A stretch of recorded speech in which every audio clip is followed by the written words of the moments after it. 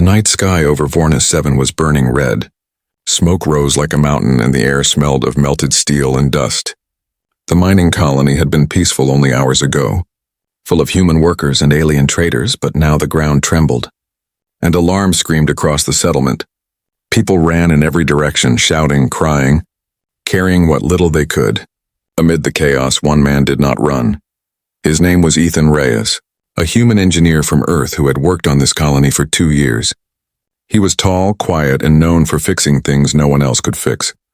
When the first explosion hit, most people headed for the evacuation shuttles. But Ethan ran toward the reactor zone. His repair suit half-charged, his helmet cracked. He had seen the fire breach the power core. And he knew if the cooling lines failed, the whole colony would vanish. As he fought through the smoke, debris crashed around him. A pipeline burst above his head. Showering sparks like rain, he ducked, coughing, the heat burning through his suit plates. Everywhere he looked, machines were melting. Floors glowing red. Through the static in his headset, he heard voices screaming for help. But one voice stood out, a small, frightened sound thin as wind. A child. He turned, scanning the rubble, following the faint cry. It came from inside the collapsed science wing, where the walls had folded like paper. "Hold on," he shouted, though he doubted anyone could hear. Ethan used his exo-arm to push aside metal beams, the servos whining from heat overload. He squeezed through a narrow gap and saw her. A small alien girl, maybe 8 years old, skin glowing faintly blue like moonlight through glass. She was trapped beneath a fallen support beam, her silver hair tangled in wires. "Don't move," Ethan said softly, kneeling beside her. She looked at him with wide golden eyes, too calm for a child. "My mother, she will come," she whispered, her voice trembling. Ethan gritted his teeth and tried to lift the beam. But it wouldn't budge. He rerouted all power to his mechanical arm. Ignoring the warning beeps with a roar, he heaved upward. The arm sparked. Metal screeched and the beam shifted just enough. He pulled the girl free, the heat searing through his gloves. Her leg was burned, her breathing fast. He scooped her into his arms and started toward the exit. Behind him, the ceiling cracked open and fire rolled like a living beast. The reactor alarms wailed louder, counting down to meltdown. Ethan pushed through corridors filled with smoke, stumbling as the floor gave way beneath him. Flames licked at his boots and the air turned into poison.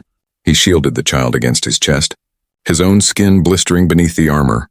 A section of wall exploded, and molten metal splashed across his right arm. The pain hit like lightning, blinding him for a second. He looked down. The exo-arm was gone, melted off at the joint. Only blackened flesh remained where his hand used to be. He almost fell, but the girl's faint cry kept him moving step by step. He pushed toward the exit door that flickered weakly in the heat. His oxygen gauge blinked red, warning of failure outside. Voices shouted. Rescue drones hovered, searchlights cutting through smoke. Ethan crashed through the last gate. Collapsing onto the landing pad, the girl rolled from his arms. Coughing weakly, medics rushed forward, pulling them both away from the flames. The blast behind them rose into the sky. A pillar of orange and white. Ethan lay there. Half-conscious, vision blurred, the child crawled closer and touched his face, her hand glowing faintly blue. "You protected me," she said softly, tears cutting lines through ash on her cheeks. Her other hand brushed over his burned arm, and he felt a strange warmth spread through him. Not pain, something gentler, like light inside the wound. Then her eyes closed, and she fainted beside him. Rescue officers surrounded them, muttering in shock. They had never seen a child like her before. No record of her species, no ID chip, someone whispered. "She's not from any registered colony." A medic scanned her DNA, the screen flashing symbols no human could read. The commander stepped back, face pale. "This girl," he said slowly, "she's not supposed to exist." Cameras from the colony's last working drone hovered overhead. They captured the image of a burned human clutching a glowing alien child as the firestorm raged behind. That single frame was transmitted across the galactic net before the network went dark. Billions saw it before dawn. The human who saved a mysterious child from the fire. And somewhere far beyond the known stars, a signal pulsed through the void. A queen awakened from her meditation, her crown of light flickering. Her voice echoed across her palace, trembling with fury and fear. "My daughter lives," she whispered, "and a human holds her fate." Ethan never heard those words. He lay unconscious in the med bay as rescue ships fled Vornis 7. his new name spreading faster than light, the protector of the flame. But deep inside the stars, something ancient had already begun to move. The fire on Vorna 7 was only the beginning, and the galaxy was about to remember humanity once again. When Ethan opened his eyes, everything was white and silent. For a moment he thought he was dead, floating somewhere between stars and smoke. But then the faint hum of machines reached his ears and a soft light blinked above his head. He was lying in a med bay wrapped in bandages, his arm replaced with metal and wires. The smell of antiseptic and melted steel filled the room, and beside his bed sat the same little alien girl, alive and breathing, her skin glowing faintly like before. She was watching him quietly, holding a small cube of light between her palms. When she noticed his eyes open, she smiled, a shy and tired smile. "You're awake," she whispered, her voice soft like wind through glass. Ethan blinked, his throat dry. "Where are we?" "In the rescue ship," she said. "They brought us from the fire." He tried to move his new hand, but the motion was strange. It didn't feel like his own. The metal fingers twitched, reflecting the pale blue glow of her skin. Outside the room, voices murmured. Doctors, soldiers, and officers were arguing in low tones. "She's not registered," one said. "No match in any galactic database," another replied. "She's something else." Ethan couldn't catch it all, but he knew their tone. Fear mixed with curiosity. He had heard it before, when humans found something they didn't understand. When the door opened, a tall officer stepped inside, his uniform sharp and eyes cold. "Engineer Reyes," he said. "You're lucky to be alive." Ethan nodded weakly. "How many others made it?" The officer hesitated, then said, 17 humans, 3 aliens. And the child," he looked toward her with a frown. "Do you know who she is?" Ethan shook his head. "I just found her in the lab." "She was trapped," the girl spoke suddenly, her tone clear and commanding. "He saved me." "You will not harm him." The officer froze. Startled by the authority in her voice, she stood up, the light around her hands flickering like fireflies. For a moment no one spoke. Then the officer turned stiffly and left the room, muttering into his calm. The girl sat down again beside Ethan and looked at him with wide eyes. "They fear me," she said almost sadly. "They don't know what I am." Ethan gave a small smile. "Then they should try talking to you instead of scanning you." Her lips curved into a small laugh. "You are strange, human." Hours passed. Maybe days, Ethan couldn't tell. Each time he woke, the girl was still there, sometimes humming a tune that wasn't human. She called herself Lyra, and said she came from the crown beyond stars. Ethan thought it was a child's story, until the ships appeared. One evening, alarms echoed through the med ship. Red lights flashed across the corridors, and the doctors ran to their stations. Ethan pushed himself up, pain flaring through his shoulder. Through the medbay window, he saw shadows moving across the void. Sleek silver ships, silent and fast. Their hulls shimmered like liquid moonlight, forming a wall around the human fleet. Communication screens flickered, static filling every channel. "What's happening?" Ethan shouted. A nurse yelled, "Unknown fleet!" "They're blocking all signals." The girl stood still, eyes wide, the glow around her growing brighter. "They've come," she whispered. "My mother's guards." Before Ethan could ask, the med ship shuddered violently. The power dimmed and gravity failed for a moment. Soldiers rushed in, grabbing their weapons. The commander's voice echoed through the speakers. "All personnel prepare for diplomatic contact. Unknown empire has entered orbit." Ethan felt Lyra grab his metal hand tightly. Her voice trembled. "Please don't let them take me yet." Moments later, a light filled the entire viewport. A single massive ship appeared, dwarfing every human vessel. It was shaped like a crown made of stars, glowing with purple and gold energy. Even the soldiers stopped moving, stunned by its beauty and terror. A deep sound resonated across the channel, not like speech but like music turned into command. Every human ship's systems went silent at once. Weapons frozen, engines muted, and then a voice spoke, calm and powerful. "This is Empress Sarath of the Sealith Dominion," it said. "I have come for my daughter." Ethan's heart skipped. He turned toward Lyra, her eyes filled with tears. But she nodded. "Yes, she's my mother." The door opened again. The officer returned, this time pale as snow.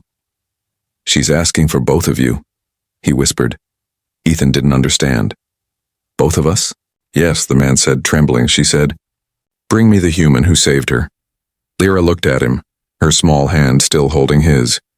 "Don't be afraid," she said gently. "She won't harm you." But in her voice was something else, something even she didn't believe. The hallway outside was filled with soldiers, all staring as Ethan walked past with the child. The ship trembled as if bowing before the massive alien vessel waiting in orbit. He could feel eyes on him, whispers following every step. Human, alien, savior, intruder. No one knew which word fit anymore. When they reached the observation deck, light poured through the transparent wall, and there, floating in the darkness, the Empress appeared, her figure outlined by galaxies. Her face was calm, her eyes ancient. She raised one hand toward them, and for a heartbeat, Ethan felt the entire universe go quiet.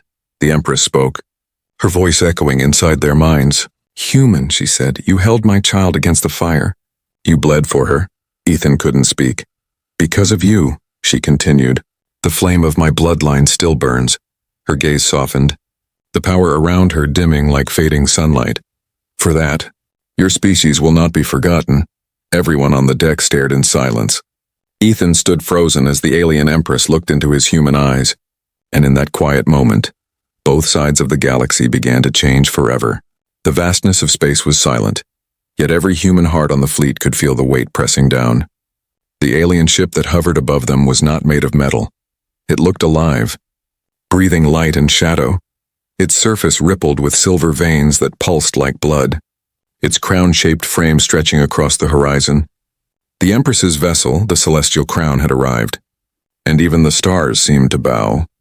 Ethan stood beside Lyra on the viewing deck, his new metal hand trembling slightly. He wasn't afraid of death anymore, but the feeling of standing before a being who could crush entire worlds was something else. The human admiral behind him whispered, "By the void. We can't fight that." No one dared to move, no one dared to breathe. A beam of golden light touched the human ship, forming a portal that shimmered like liquid sunlight. Through it stepped figures wrapped in robes of living silk, their faces hidden behind translucent masks. Their steps made no sound, but their presence filled the air with energy. At their center walked the Empress Serath, her eyes bright like galaxies caught in glass. Every soldier on the deck dropped to one knee without command. Even the admiral bowed his head, trembling. But Ethan didn't move. Lyra held his arm tightly. Refusing to let go, the Empress stopped in front of them, her gaze softening as she looked at her daughter. "My star," she whispered, her voice both gentle and infinite. Lyra stepped forward, her small hands glowing with pale blue light. "Mother," she said quietly, "he saved me." The Empress looked at Ethan now, and in that gaze he felt something he couldn't explain. It wasn't anger or gratitude, it was something deeper, something that felt like memory. "You risked your life for her," the Empress said slowly, her tone echoing through every mind in the room. "For a child not of your kind, in fire not meant for you." Ethan swallowed hard. "She was just a child," he said softly. That was enough. His voice broke slightly, but he didn't look away.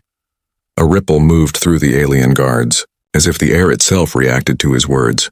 The Empress tilted her head, her crown of light flickering faintly. "Humans," she murmured, almost to herself, "always running into the flames." She turned to her guards, her voice suddenly sharp. "Stand down." The soldiers around Ethan lowered their weapons immediately, their glowing armor dimming. The humans on the deck exchanged stunned glances. Unsure if they should cheer or hide, the Empress reached out her hand, hovering just above Ethan's burned shoulder. "I cannot return what was lost," she said softly, "but I can give you something worthy of what you gave." A circle of light formed around them. Bright and pulsing, Ethan's mechanical arm began to hum, its surface shifting like liquid metal. Pain shot through his nerves. But it was not fire this time, it was power. Pure and alive, the metal melted into his skin, transforming from crude machinery into something organic and luminous. He gasped as the arm flexed, each finger moving like it had always been part of him. The Empress lowered her hand, satisfied. "This hand," she said, "was forged with the breath of the stars. It will answer to your will alone." Ethan looked at it in awe. It wasn't just a machine anymore. It was alive, but before he could speak, the Empress's eyes turned distant, cold again. "You are marked now, human," she continued. "There are those who will see this act as weakness." She turned her gaze toward the human officers watching in silence. Tell your leaders, she said, her voice now like thunder, that no harm will come to the protector of my heir. Lyra tugged at her mother's robe, whispering something only she could hear. The Empress smiled faintly, just once, before she stepped back into the light as the golden portal began to close. Her final words echoed across the deck. Guard your flame, Ethan Reyes, for destiny will burn for you again. And then she was gone, the portal ceiling shut like a fading dream. For a long moment no one spoke. The human fleet hung silent, the alien armada vanishing one by one into the void. Only the hum of life support systems filled the ship. Ethan stood there, staring at the stars where the Empress had disappeared. Lyra leaned against him, whispering softly, She didn't hurt you. He smiled weakly, still trying to understand what had just happened. No, he said, but I think she changed everything. Across the galaxy, signals pulsed, empires whispered. A human had been touched by the Empress of the Salith Dominion, and in the deep shadows of the stars, powerful eyes turned their gaze toward Earth. Not in anger, but in curiosity and fear. The story of the human who saved the royal heir was spreading faster than light, and while Ethan tried to rest, his new arm glowing faintly beside him, he didn't know that his name had already reached worlds he'd never heard of. Worlds where his act of mercy would soon become the spark for something far greater. The Empress had left, but her words lingered like a promise. The protector of the flame had been chosen, and the galaxy was no longer the same. Days passed after the Empress's departure, but the silence she left behind was louder than the explosions on Vorna 7. The human fleet drifted quietly through space, afraid to speak of what they had witnessed. Some called it a blessing, others whispered it was a curse. Only Ethan sat in his quarters, staring at the new arm the Empress had given him. It no longer felt like cold metal. It pulsed faintly with light. Warm like living skin, when he flexed his fingers, blue energy flowed through veins that weren't supposed to exist. The technicians begged to study it. The officers demanded to scan it. But Ethan refused every request. It's not mine to share, he said quietly. It's hers. He remembered the Empress's voice echoing inside his mind. This hand will change your fate more than the fire did. At first he thought she meant the pain, the fear or the memory, but deep down he knew she meant something far larger. When the fleet finally reached the nearest human station, reporters, soldiers, and diplomats crowded the docks. They called Ethan a hero, the protector of the flame, but behind the smiles, he saw the same question in every pair of eyes. What did the Empress give him and why? He was debriefed for days, asked the same things again and again. Did she threaten Earth? Did she implant you with alien tech? Did she say what her plans were? Ethan answered patiently at first, but by the third day, his voice turned cold. She thanked me. That's all, he said. I saved her daughter. She saved my life. But his words didn't satisfy them. The higher command ordered him grounded. His movements monitored, his messages screened. To them, he was no longer just an engineer. He was a living artifact, a possible weapon. Ethan didn't protest, he simply waited, fixing broken ships in the maintenance bay. Lyra had been taken back to her empire, and the ship felt emptier without her. At night, when the station lights dimmed, he would raise his arm and stare at the faint patterns glowing under the surface. Sometimes, when he focused hard enough, he could feel things. Machines humming in other rooms. Power lines whispering. Once, by accident, he touched a dead generator and it came alive again. He pulled his hand away, shocked. What did she do to me? He murmured. Then one evening he heard a faint whisper in his mind, soft but clear. Protector. He froze, looking around the empty workshop. Lyra, he whispered. Her voice trembled through his thoughts. They're coming for you, don't trust your leaders. Before he could answer, the connection vanished like smoke. The next day, the alarms blared across the station. Unknown vessels had entered human territory, sleek, black and silent. They weren't Sealith ships, and they didn't respond to any hails. Ethan felt a strange vibration in his arm, as if it recognized something before the sensors did. Moments later, the ships attacked. Explosions rocked the station, soldiers running, lights flickering red. Ethan jumped to his feet and sprinted through the corridors every time a blast hit the wall. His arm absorbed the shock, glowing brighter. He grabbed a soldier pinned under debris, lifting it as if it weighed nothing. The man stared in disbelief. How did you do that? Ethan didn't answer, he just said, Run. He reached the command deck where the officers were panicking. On the screen, He saw the enemy ship's insignia, a black sun with a red line through it. He had seen that mark once before, burned into the wreckage on Vornis 7. The Empress's warning echoed again. There are those who will see this act as weakness. Who are they? Ethan asked the Admiral, but no one knew. The fleet outside was torn apart within minutes. The humans had no chance then without thinking. Ethan placed his glowing hand on the defense console. The entire control panel lit up like fire. Systems rebooting on their own. Energy surged through the cannons. And for a moment he felt everything, every gun, every circuit, every pulse of the ship. He aimed with thought alone, and the cannons fired. Beams of light tore through the darkness, striking the enemy vessels one by one. The crew watched in stunned silence as Ethan stood there, eyes glowing faint blue when the last ship exploded.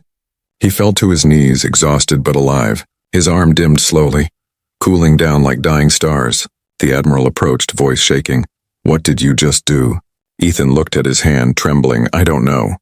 But deep down, he felt the truth forming like a whisper. The Empress hadn't just saved him, she had changed him. Later that night, as engineers inspected the ruined consoles, they found nothing wrong. No data, no link, no explanation, just one burned handprint glowing faintly on the metal. And in that print, alien symbols none could read, but somewhere, far away in the Sealith Dominion, the Empress smiled faintly as she gazed at the stars. Her daughter stood beside her and asked, "Will he survive what's coming?"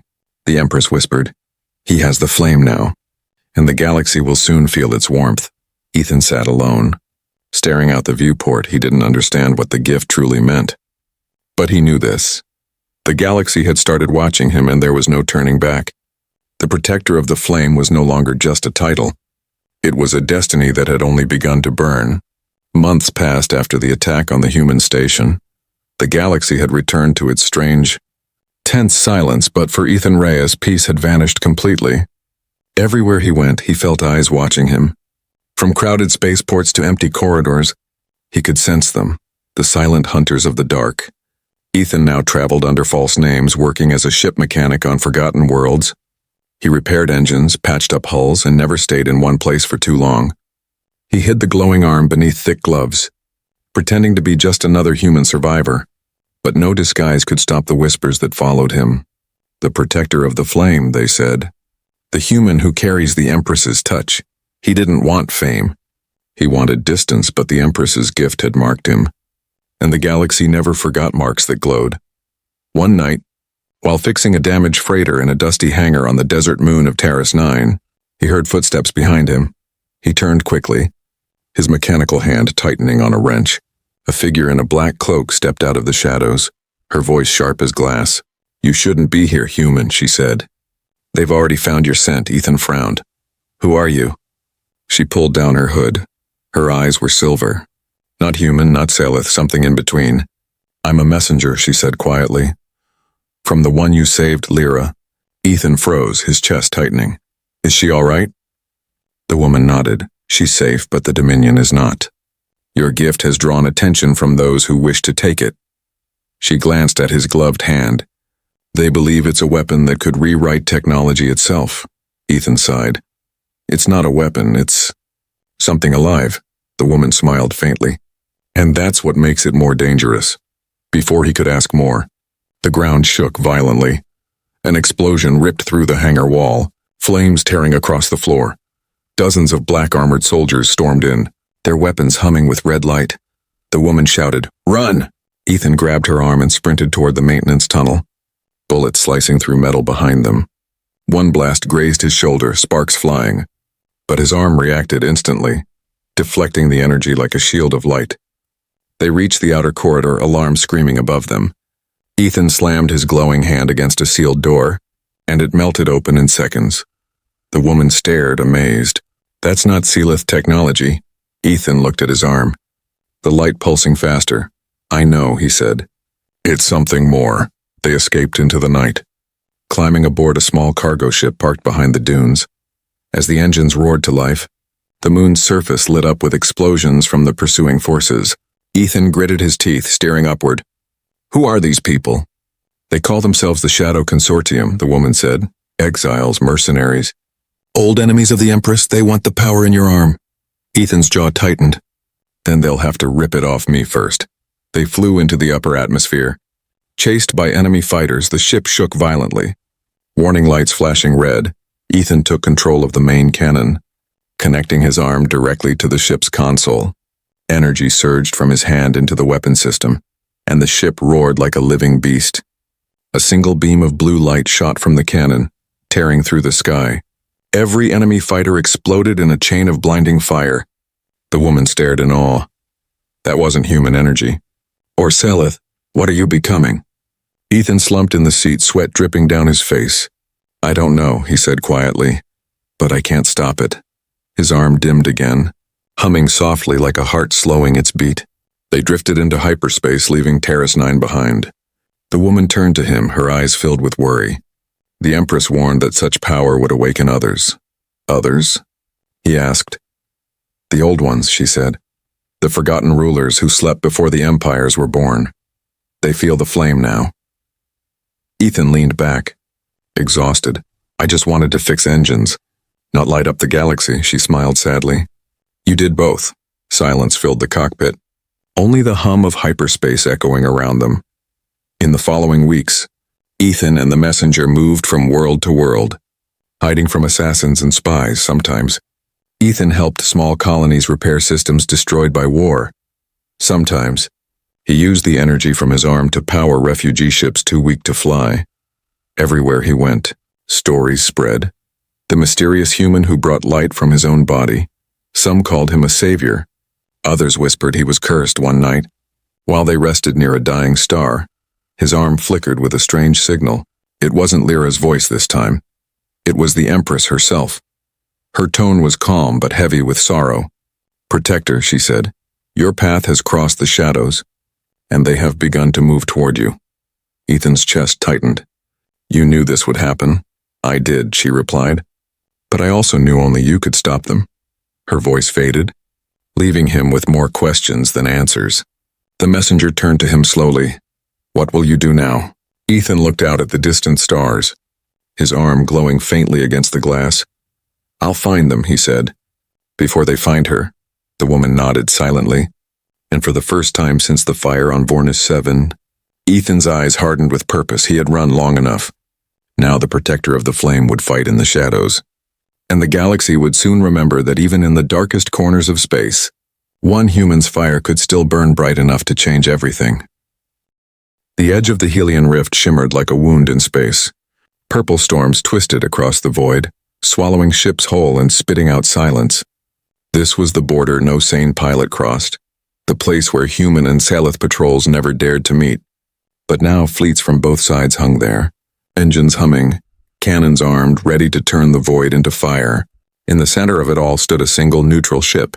Small and scarred inside it, Ethan Reyes sat in the pilot's seat, his metal hand resting on the control board. The woman from the Dominion sat beside him. Tense and pale, they're both here, she whispered. The human navy and the Seleth Royal Fleet. Ethan's eyes were fixed on the stars ahead. I know, he said quietly. And if we fail, those stars will die tonight. For weeks he had been hunted across systems, chased by assassins and spies. Now he had come to end it. One way or another, behind this war the Shadow Consortium had grown stronger, feeding both sides lies. They had forged fake transmissions, making it seem the Empress had declared war on humanity, and the humans, still afraid of alien power, had believed every word the communicator on the console crackled. Human vessel, came a cold voice. You are entering restricted space. Identify yourself. Ethan pressed the button. Ethan Reyes, protector of the flame. There was silence for a moment, then chaos. Voices shouted over one another. It's him. That's the one with the alien weapon. Open fire before he reaches the fleet. But before they could act, another signal cut across all frequencies. A calm, commanding voice filled the void. Stand down, it said. The Empress Sereth had arrived. Her flagship emerged from the rift like a phantom moon, glowing gold and white. Even the human admiral stopped breathing, staring at the colossal ship that seemed to bend space itself. Then another voice joined the channel, a human admiral, harsh and proud. You trespass in human territory.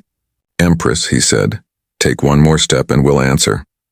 The Empress's voice was quiet but sharp. You will answer to yourself, not to me. Inside the small ship, Ethan felt his heart pounding. He looked at the woman beside him. Open a channel, she hesitated. Both sides? He nodded. Both sides. Her fingers moved quickly, and the screen split, half showing the human bridge, half showing the Empress's throne. Ethan stood, his voice firm and clear. This war is built on lies, he said. I've seen the Shadow Consortium's message cores. They forged your orders. Both of you, the human admiral frowned. That's a convenient story from someone carrying alien tech. The Empress's eyes narrowed. Prove it. Ethan lifted his glowing arm, its surface shifting to reveal streams of light. Data appeared in midair. Holographic images of intercepted transmissions. The faces of consortium leaders flickered, laughing as they spoke of manipulation, of turning peace into chaos. The admiral stared, speechless. Even the Empress's voice softened. So they used you? They used all of us, Ethan said, his tone cold. They want your fleets to destroy each other, so they can rise from the ashes. For a moment there was silence. Then, before anyone could speak, the rift flared. Dozens of black ships appeared, the Shadow Consortium's armada. They fired instantly, no warning, no words. Blue and red beams cut across the void, striking both human and Silith vessels. The war had begun anyway. The Empress shouted an order in her ancient tongue, and her fleet formed a shimmering shield of light. The humans returned fire, the stars themselves burning under the crossfire. Ethan gritted his teeth. We can't let this happen. He grabbed the controls and dove his small ship straight into the heart of the battle. The woman screamed, "You'll get us killed!" Ethan's arm glowed brighter.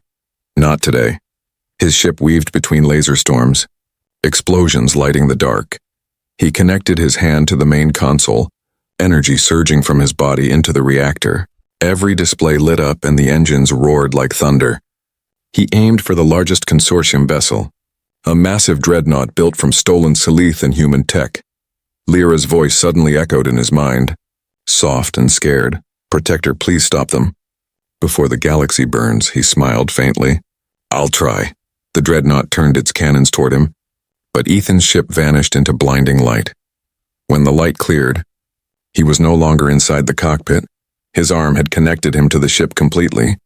He was the ship now, his thoughts steering its weapons, his heart fueling its core. Energy built around him, too bright to look at. He fired one single beam straight through the dreadnought. Splitting it apart, the explosion shattered the silence of the stars. The Empress and the human admirals both watched in disbelief as the Shadow Fleet began to fall apart. Then, Lyra appeared on every holoscreen, standing in the center of the Empress's throne room, her eyes glowing white, her voice calm and commanding. Enough, she said, and her word carried through every ship. Engines powered down, weapons cooled, and the storm around the rift began to fade. The Empress looked at her daughter with quiet awe. The human admiral lowered his weapon, and Ethan, floating inside his own burning ship, whispered weakly, "It's over." Lyra's voice filled his mind again, softer now. "No, Protector, this is only peace for a moment." He smiled faintly, his arm flickering. "That's all I ever wanted," he said, and the light around him faded slowly into the rift. The fleets withdrew, silent and shaken. The war had stopped before it began, saved by a single human who carried the flame of two worlds. And in that fragile quiet, the galaxy realized something it had forgotten. That mercy could be stronger than fear, and one man's choice could rewrite the fate of stars. The Helion rift was quiet again. No more ships, no more fire, only drifting pieces of metal reflecting the pale light of distant suns. Where once two empires stood ready to destroy each other, there was now only silence and memory. In that silence, the name Ethan Reyes began to spread like a whisper that refused to die. The battle had ended in light, not darkness, when the Shadow Fleet fell. Their remains were consumed by the rift, and the storms that once tore stars apart faded for the first time in 1,000 years. But Ethan's ship was gone too. No trace, no beacon, no signal. Only the faint echo of energy that pulsed deep within the rift. A heartbeat that was not human. Not alien, but both. Weeks passed. The Human Council and the Silith Dominion signed a fragile peace at the edge of the rift. For the first time in history, human admirals and Silith nobles stood side by side. And when they spoke of the reason the war ended, they didn't speak of fleets or empires, they spoke of one man. The Empress Serath sat alone in her throne chamber, her crown dimmed and her eyes weary. In front of her stood her daughter Lyra, no longer the frightened child from the fire. She had grown, her voice calm, her presence bright like her mother's. She held a crystal sphere in her hands, glowing with faint blue and gold light. Inside it danced an image. A fragment of Ethan's final energy burst. "My mother," Lyra said softly. "He's not gone." "Not completely." The Empress looked at the light, her voice heavy with something between sorrow and pride. "He became what I feared he would," she whispered. "A bridge between what we were and what we could be." She reached out and touched the sphere, her fingers trembling. "Humans burn too quickly," she murmured, "but their fire, it teaches even stars to feel, far away." On a small moon near the old border, a statue was built. It wasn't grand or made of gold, it was simple, forged from metal that had survived the rift. The figure stood tall, one hand raised, the other glowing faintly. Below it were words written in both human and Seleth script.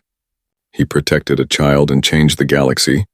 Pilgrims came from across systems, both human and alien, to stand before it. Some brought flowers, others pieces of metal shaped like hands. They said the light inside the statue sometimes flickered at night, as if a spark still lived within. And when children asked who he was, their parents would say, "He was the man who ran into fire, not for power, not for glory, but for kindness." Years passed. The galaxy healed slowly, trade routes reopened, old enemies learned to speak without guns. The Dominion began sharing its knowledge with human scientists, and humans shared their courage and creativity in return. Ships bearing both emblems now traveled together, and at every docking port, there was a small symbol, a circle of flame and stars.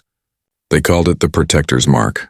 One night, as Lyra stood at her palace balcony watching the twin suns set, she heard a faint sound, a whisper carried by the wind of space. It was not words, but a feeling, a familiar warmth that made her heart ache and smile at once. She closed her eyes and whispered, "Protector." Her mother joined her, her own eyes shining.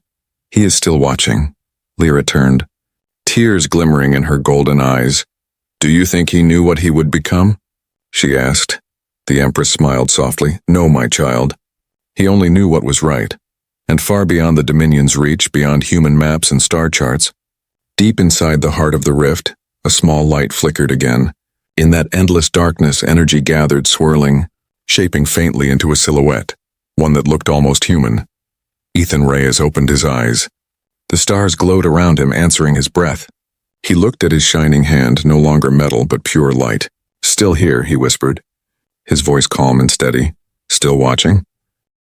He turned toward the distant glimmer of the galaxy he had saved. "I guess the fire never really dies," he said with a faint smile. And with that, he stepped forward into the storm of stars, becoming one with the endless light. From that day onward, sailors and travelers who crossed the Helion Rift would tell the same story. Sometimes when the storms grew quiet, they said they saw a figure made of fire walking between the waves of space, a guardian who kept the rift calm, guiding lost ships home. They called him the Protector of the Flame, and across the galaxy, both humans and Seleth looked to the stars and whispered his name like a prayer. Because even after death, Ethan Reyes's light continued to burn, not as a man, not as a myth, but as a promise, that in every darkness, humanity's flame would always rise again.